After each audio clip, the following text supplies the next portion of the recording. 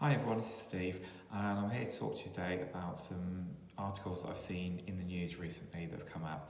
And I want to talk to you about a story from up country, which is focused on a care company, and they've been placed in special measures by the Care Quality Commission, or CQC, as some of you may well know. Now, in this particular home, they had a resident whose behaviour is very challenging physically. It was reported a lot of staff were going home with black eyes, bruises, and in some cases broken bones as well. Staff have been trained to try and deal with scenarios, but it sounds like from going through the information that's come available is the training for the staff wasn't appropriate. Now this is a huge issue because what CQC have then gone and done is place this home into special measures because they can't keep their staff safe, which means they can't ensure the safety of the individual whose behaviour is quite challenging, but also the other residents they had within this home. So obviously that becomes a bit of a problem and a bit of an issue. Now, a lot of people think that when you book a training course, then if the training doesn't work, in which case, in this scenario, the training that staff had to deal with this particular client that they've got and other clients within that home, which are people with learning disabilities, was obviously not up to standard. Either the staff weren't competent and confident to use the skills that they've been taught, or the skills they've been taught were not suitable for the actual role itself. For example, I myself have been sent out as a freelance trainer on behalf of other companies into other companies who've asked for challenging behaviour training.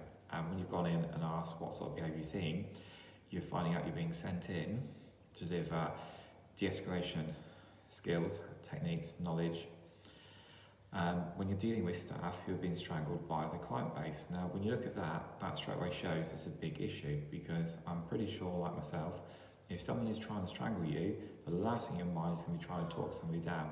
It's going to be doing whatever you can, which you feel is safe and effective and hopefully legally acceptable to actually disengage from that scenario to stop someone trying to strangle you where you could feel your life is at risk. Just trying to stop and do the niceties of talking to somebody and saying, no, please take your hands off, please stop that, what's wrong, let's deal with this, let go for me and we'll deal with the problem, isn't going to work if someone is really wound up and very focused on the idea at the moment of trying to strangle you and potentially stop you from breathing. You obviously need the skills to deal with breakaway. And again, that's an example of a scenario where the training in that situation would not have been the most appropriate. The staff would have benefited from de-escalation, but they also would have benefited from some form of breakaway training to be able to escape from a scenario like that one. Now, when it comes to training, as I said earlier and hinted to, training itself isn't the responsibility of the training provider. Now, the training provider's job is obviously to keep their skills and knowledge up to date to make sure the teacher is safe and effective. But the big emphasis comes down to the organisation who books the training. Because as an organisation, you should be doing your due diligence. So being aware of the CPD training that the staff are doing, make sure teaching you is acceptable. Because what you do find from some companies is they ask for things in terms of training in time requirements, which sometimes doesn't allow enough time for staff to become confident and therefore competent in order to do their job role and use the skills in the course. Sometimes because of the time it takes to do the training is tried to cut short, or you've got staff who are constantly being pulled in and out of training to deal with inquiries within the workplace, and again that impacts on the learning itself. Now what we also need to be aware of, that under the Health and Social Care Act of 2008, that actually training is a regulated activity and it would actually fall onto the person who's booked the training to ensure that training is an appropriate standard. There's also other parts that come into it as well. It's 2015. We also have bear with me a second, sections 20 to 25 of the Criminal Justice and Courts Act of 2015, and obviously linking to health and safety legislation, obviously to make sure that the safety of staff is fulfilled. As you will probably be aware, that under section 2D of the Health and Safety at Work Act, you obviously have to ensure a safe work environment for your staff. Section 3 would obviously look at ensuring the safety for those who are non-employees, so therefore, if you're a care home or a school, it would be looking after your students, it would be residents, it would also be any contractors that came in on site as well. So ensuring that their safety is there. So these are things that obviously need to be thought about and considered.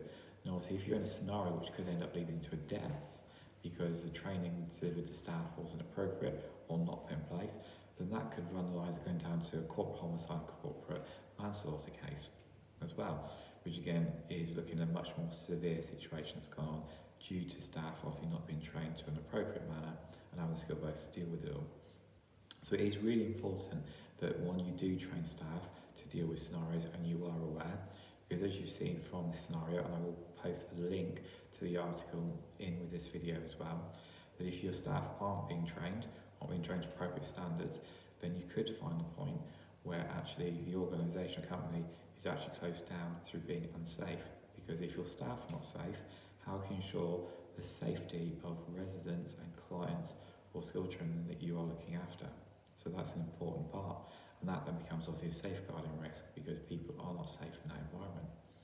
So if you need any help or advice when it comes to training, when dealing with challenging behaviour, whether it be looking at de-escalation, physical skills such as breakaway or physical intervention, looking at restorative practice, reviewing it afterwards, any form of safeguarding training, please feel free to reach out to me and I'll be happy to help.